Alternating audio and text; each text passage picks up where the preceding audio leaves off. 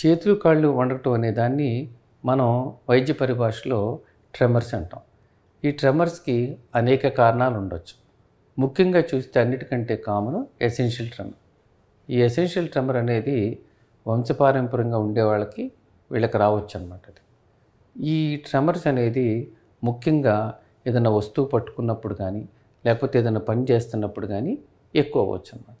ఈ essential tremor ఉన్న వాళ్ళకి ముఖ్యంగా కాఫీ గ్లాస్ పట్టుకున్నా, భోంచేస్తున్నప్పుడు బుఫే ప్లేట్ లాంటిది పట్టుకున్నా షేక్ ఎక్కువయ్యే అవకాశం ఉంటుందన్నమాట.